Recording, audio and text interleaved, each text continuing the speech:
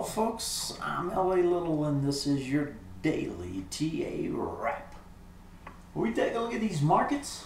We do it together, looking at each and every day, trying to figure out what does the neoclassical tell us today and what does it tell us about the coming days. I do this show 4 times a week, every Monday through Thursday, live here at 9 o'clock Eastern Time from the base of the beautiful Rocky Mountains. We had a sideways market today, really didn't go anywhere. Well, actually intraday we went somewhere, but at the end of the day we pretty much were flat, and you had kind of the same story you've had, and that is that the stronger ones continue to outperform, the weaker ones continue to underperform. And we've seen this over and over. You know, this is getting more and more bifurcated, if you want to call it that. But we're definitely seeing the stronger indexes hold up, right, and the weaker ones, for the most part, trying to go the other way. If you look elsewhere, really nothing doing anywhere else. Pretty much a flat market. Almost all the percentage changes were minimal. Dollar didn't do anything. You had some pressure on the energy sector. Gold and silver struggled a little bit. Actually, silver looks worse than gold at this point. But overall, you know, the market really didn't do anything different today than it has been doing. If we go look at those indexes, intraday we actually saw something different. And remember, last Friday we were doing a retest, regenerate off this swing point high. Right? So it got right down to the bottom of it, tested that bottom. The low on that swing point high was 1975.88. We got to 1974 on Friday. Lighter volume, flipped around, went right back, you know, well, stayed in the range. Well, today looked like a nice breakdown, right? Goes all the way to the bottom of the anchored support zone into this. This is an anchor. You have another anchor here. All the blue bars are your anchors. So you go underneath it all, out of that retest regen. Sure looked like early on that was going to fail. Not to be, right? Not with these bullish markets, right? They're going to buy every dip. Anytime they get a percent, they think it's a gift from God, and they're on it. Flips it around, kind of ends up with a doji here. A little bit heavier volume than the prior day, but from what it was going into, lighter volume, right? Came into the high of the low, flipped around. This thing's going to go back up and try to test the top again. So the S&P 500 looks to me like it's going to go back, flip around, head right back up, test the highs again, and then we'll see what it wants to do from there. If we go look at the Nasdaq Composite, the Composite comes down. Remember, the big bar we've been playing with here was the breakdown bar. And you've had that breakdown bar pretty much holding price in its grasp, right? The majority of the price has been inside there. Tested the bottom a little bit, tested the top a little bit, but holding there. What does it do today? Gets inside that thing, goes into the high of the low, right? Doesn't have more volume than that breakdown bar, flips around, does the same sort of thing, does a doji. You got a little gap up above, you didn't quite test that high. Looks like this thing's going to go try to test the high. So just like the S&P, same sort of story. If we go to the strongest index, NDX barely comes into just the gap area.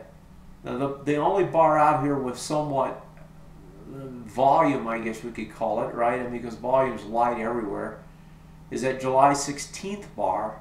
Top there was 39.47. You got down to 39.36. Not as much volume. Again, same thing, flips around, goes back up. This thing's going to go test the high as well. And then there's the Dow.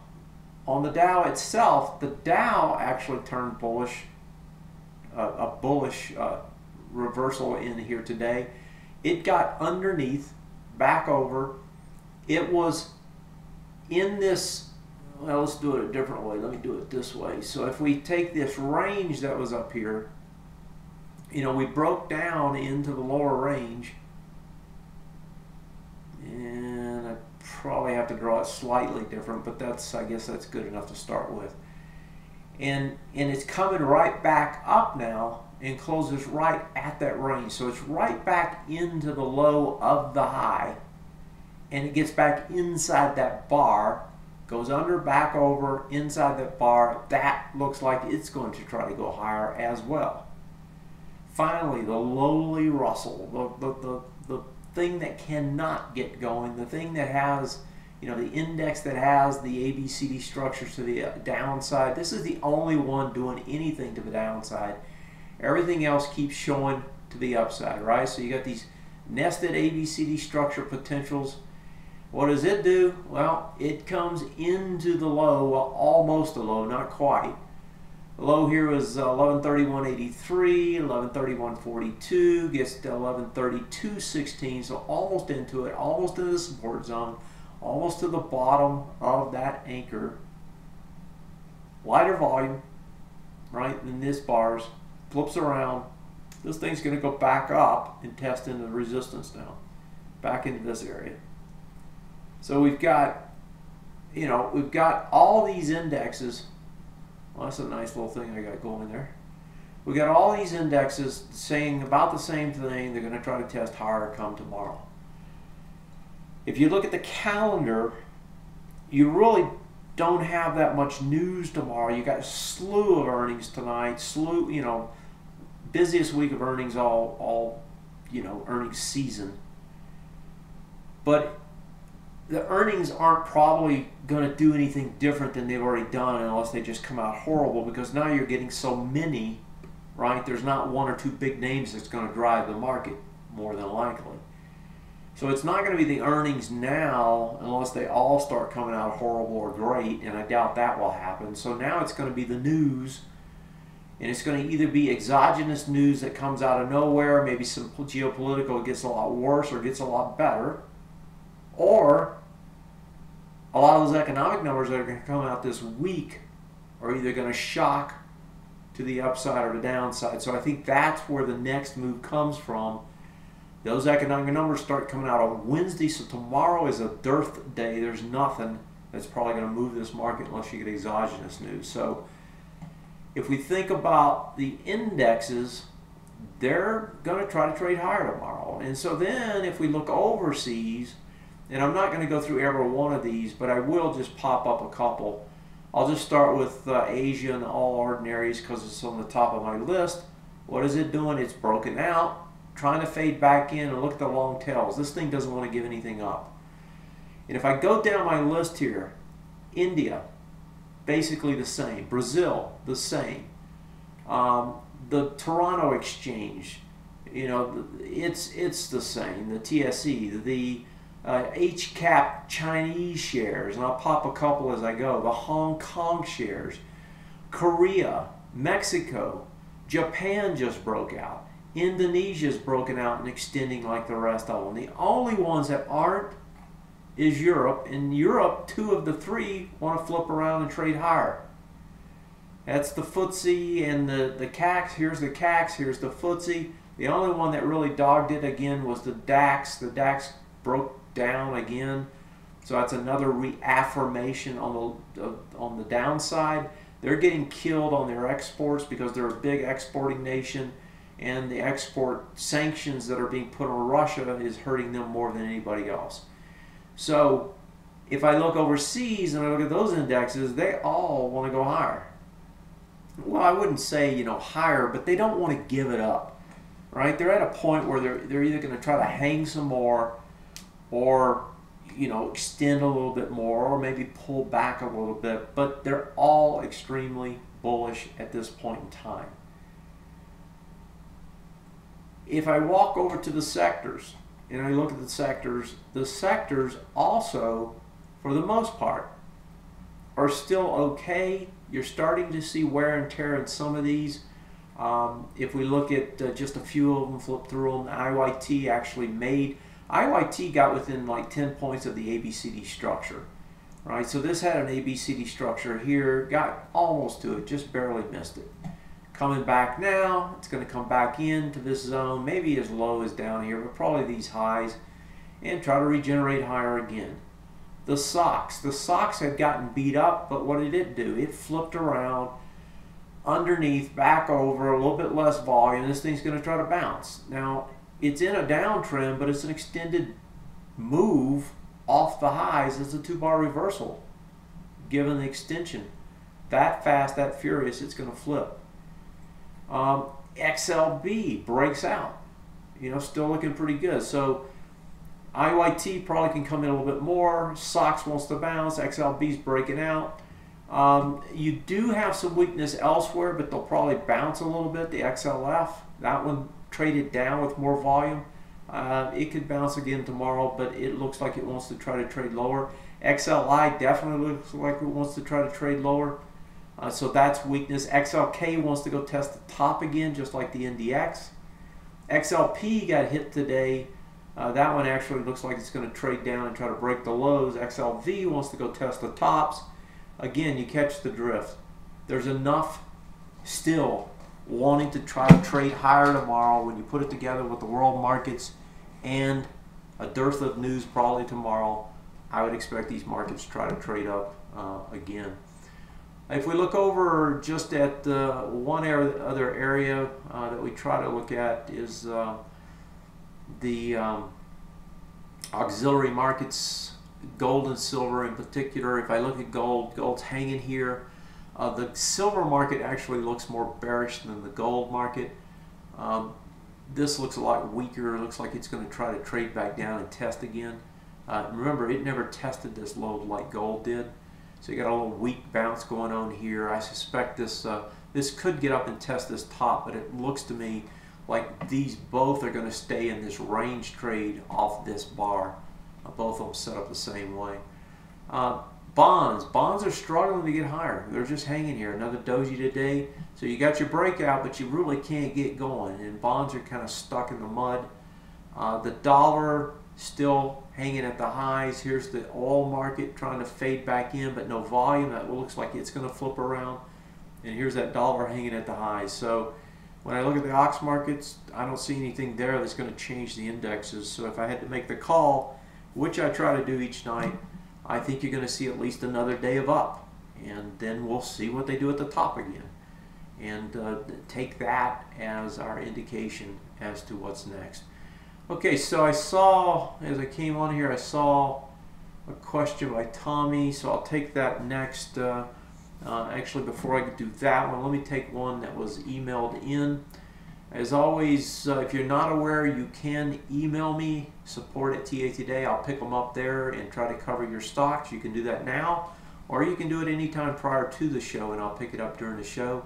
You can text at this number, or of course you can live stream chat room, just put it in there. Okay, so the question here is, okay, so I watched you go over, here's the text of it. I watched you go over the Ozark, O-Z-R-K, on TATV in the recent past, but I missed the buy point on it. Now the stock is pulling back again. And so what he wants to know is, in classical terms, it looks like it might be a double top. What does it look like from a neoclassical point of view? Okay, here's the daily, here's the weekly. So I assume you're talking about a double top on weekly.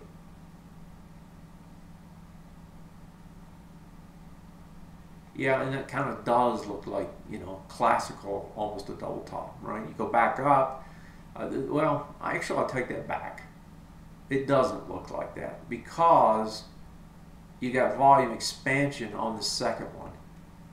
To me, if you're seeing a classical kind of double top, your volume is going to be on this side, not that side. In other words, you come up here with more volume the first time up than you do on the second time up, and that's not what you have here. And so from that standpoint, I'd say no, it's not really a double top. And from your perspective, wanting to buy, that's actually better because that's more bullish, right? Okay, so this low, and I'm on the weekly right now, this low is 30.97.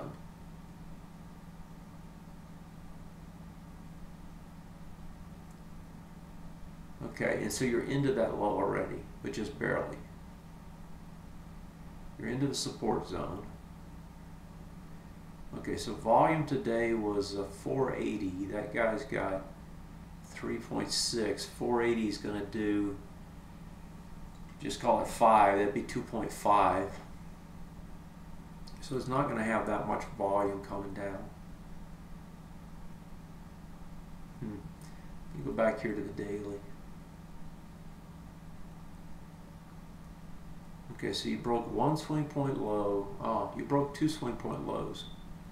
So you guys have heard me many times talk about swing point lows and breaking swing point lows and what that means. And what it typically means is that when you do it, if you break multiple swing point lows, you're usually going to get an acceleration in the direction of the break, at least 2 to 3 bars usually, and that's exactly what you got here. So that has already kind of done what it was supposed to do. So what you're going to see on the way back now is the retest regen, and unfortunately it's a wide one. It's all the way up to there. So that would be the first question is, I mean, on the way back, that would be the thing to look at. Let me pull the monthly over.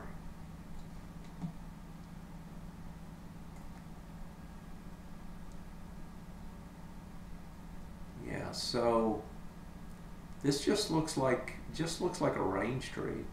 So that low there was, this is the monthly, 29.31, and you closed inside of it, less volume. It flipped around, got volume as a result of that. So this looks to me like the money came in and expected a breakout, but they didn't get it. But it's a sign of money coming into this thing even after a long move up. I don't know, this still looks good. So then the question is where to buy it. I would do it this way. I would let it try to test back into here, off this bar here. You're into that bar, right? You're into this bar, you're into it pretty good. The other place it may stop is right here at the top of the low, at the high of the low. So I would look for it at around 30 and then potentially adding again back towards this 28.5. If it breaks down here, it's going to break multiple swing points on a weekly, and that's going to be problems. So you're going to have your stop right down here. So I would try to buy around that 30 number and back into this number with a stop back up underneath here. That's how I traded that thing. And you're probably going to get at least some sort of a range trade, because right now you kind of have two ranges going on, and it looks to me like you're probably going to try to trade down to the bottom of that range again and eventually come back up and test the tops again. So that would be where I'd be looking for. Okay, so that's Ozark. Let's look at the next one. Please look at CBI. This is Tommy asking in the chat room window. On weekly, it appears to be doing a retest regen. It has good revenue and income. Okay, so CBI, that's a steel company, I believe. Bridge and iron, yeah. Okay, so let's go to the weekly, doing a retest regen. So the retest regen is back here. Okay, so this is actually interesting because this one, a very long time, this thing has been above on that breakout, right? Never came back. Now it's finally coming back. Now the problem is it's coming back on some serious volume as it gets down here. The good thing about that is it may have just blown out all that volume. Okay, so here's the test here against this breakout bar, which is there. So the volume, the volume's not to your favor yet. So what I'd like to see, if I'm you, is I want to see it trade down and test that again. So yeah, that's the retest regen Tommy's talking about, this area here. And what I'd like to see is a test of that low where it left some volume. So the numbers on that, in order to make the entry, right, that would be the ideal entry, because if it does that, right, what you're doing is you're buying in and you can put your stop just right up underneath it. You don't have to give it hardly anything. 61.25.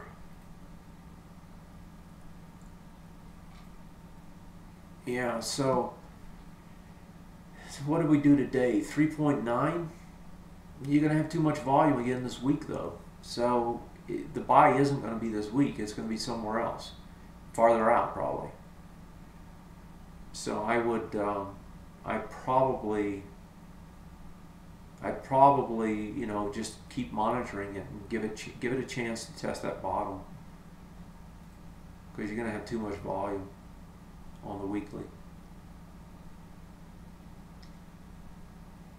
Construction company, Tommy says. I thought it was Bridge and Iron, I guess. I've never looked it up, but I just assumed that's what it was. Let me get the cube up here. Yeah, it's in the XLY, so yeah, you're right. Okay, well, anyway, that's the way I would look at it. Now, recognize it's a trade, though, right? Hopefully I'm clear about that. You got this huge spike off the top, and then this big volume bar here. So you really want to catch it down towards the low, because that's what you're shooting for. You're shooting back up here for the trade. And, you know, that's a good piece back up, but I think it's a trade. First you'll have resistance here, and then up here. So try to get it as low as you can. Okay, so, wow, I got through pretty early today, huh? Well, let me take a chance here to do something I don't usually have time to do, and that is let me just look around, see what's going on. So let me pop into the pot stocks. This is a group I just started creating because I wanted to look at those stocks tied to marijuana, right, and see what they look like. And so I threw some of those into, and I couldn't find very many unless they were the, you know, pump and dump type stuff. But I found 4 that looked interesting. Here's one of them, Aegon, and that one's testing the lows, doesn't have the volume, so that one actually looks like it's going to try to hold here. I wasn't particularly excited about any of these charts except for one, or actually I guess 2 of them. This is the one that looked decent. Calgon Carbon, and a lot of these are kind of suppliers to the people that grow this stuff and that distribute it and so forth. This is at a buy point right now. You know, you don't have to give it a lot of room. It's if you look at it, your key is here and here. So the buy point is here and back down here, and underneath that you're probably wrong. So it's right at one of them today, bounced off of it again. Another one that I actually have been trading is a GWPH, which is a pharmaceutical company out of Britain. It's a PLC. Huge rise up, you know, big spike up. If you look at this on a longer term time frame, you can see the huge move up. It's fading back in now. Probably looks like it's going to try to do another ABCD structure down, but you know, I kind of like the way, you know, these guys actually have some earnings that look pretty good. And then another one is LNN, which is Lindsay, and this one I don't really like the chart that much, but those are the 4 that I pulled up, that the only 4 so far that I've been able to identify that are interesting enough to monitor. Let's go into the major subsectors and kind of take a look at what's going on here. So I'm just going to kind of flip through these, see what we got. So biotech. Okay, so the biotech actually struggled today, but just like everything else, they got the little, you know, either a doji or a little hammer reversal. Let's look at the gold stocks. So the biotechs actually look like they're going to bounce tomorrow. So even though gold has tried to sell off, look at the gold stocks. They won't give anything up. They're hanging up here in this range, right? They broke out here off this high, right? And ever since then, they've been holding this higher range. So they have kind of 2 ranges going on. They've been holding mostly in the higher range, this big overall range. They've traded up and under, but for the most part, they're not giving anything up, and that's pretty bullish when you consider that gold itself has sold back down, and you know, Gold, if you're looking at gold, it's down in here somewhere, not up here. Let's look at the small cap miners. They're doing the same thing. They've got that higher range and they're holding it, and it's got 2 ranges. And you know, the tells here look positive. They look pretty positive all the way around. Broker dealers, well, they went up and tested the highs, got over it. Let me see what the weekly. Yeah, it's pretty positive. It looks like they're going to try to get back up into this area, which is 39. So that doesn't look bad. Biotech we already covered. Let's look at tech software.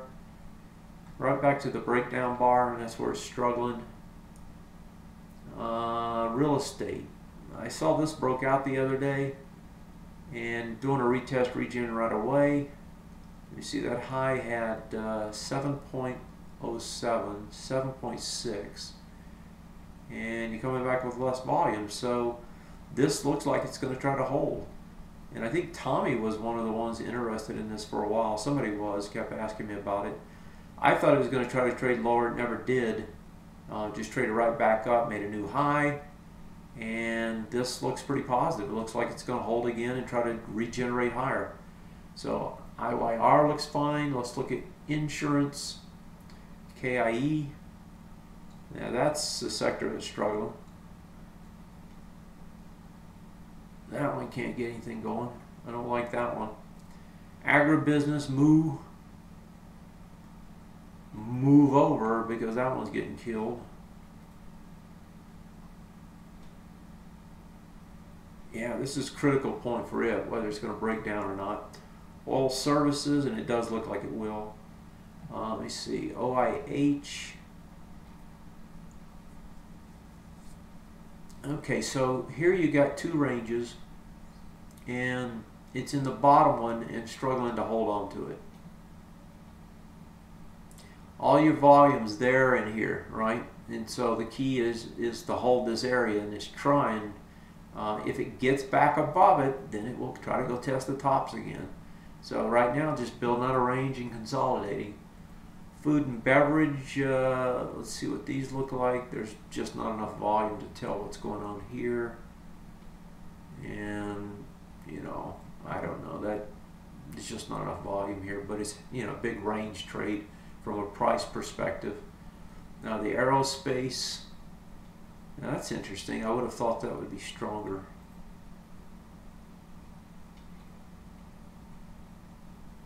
Yeah, that doesn't look that good actually, so that's interesting. I guess that's because Obama doesn't want to fight any wars anywhere. The steel sector is really perked up, going after the highs. And doesn't have the volume, but it's going to test them. 49.97. It's over it right now on a weekly. That sector is a lot stronger than I thought it was. That is an ABCD up, and it's already done. So I don't think this is where you'd want to buy it, but maybe you watch and see what the retest regen looks like. Let's see, social media. So that's over that breakdown bar and holding above it, even though Yellen tells us it's overvalued. So it wants to make a run for the high. TAN, the solar.